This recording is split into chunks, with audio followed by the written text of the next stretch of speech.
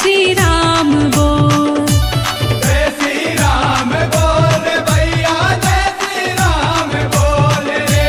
जय श्री राम बोल भैया, जय श्री राम बोल रे।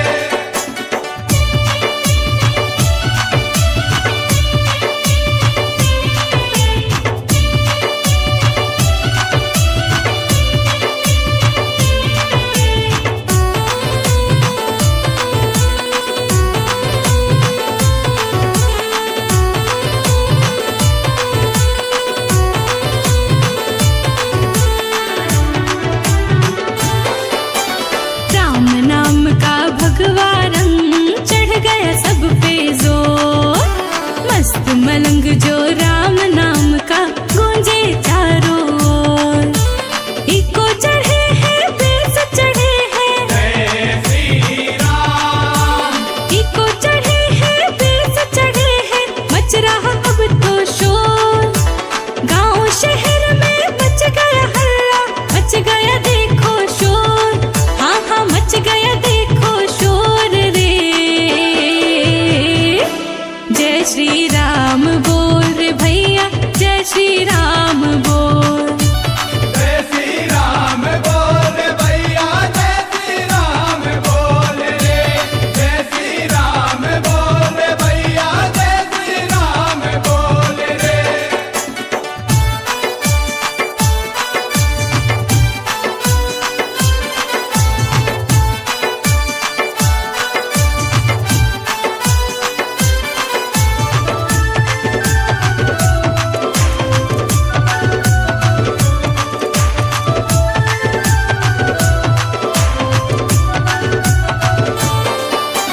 रामनवमी में सीता संग हनुमत लल्ला आवे।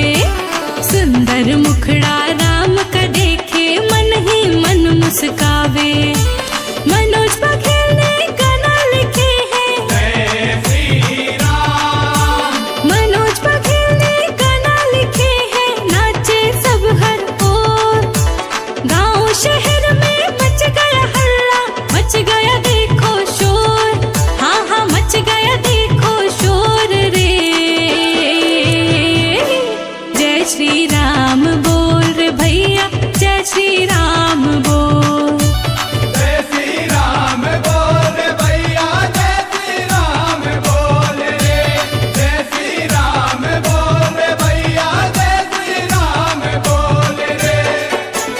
डीजे पे बाजे श्री राम का नारा, जय श्री राम। डीजे पे बाजे श्री राम का नारा, धम धम बाजे ढोल।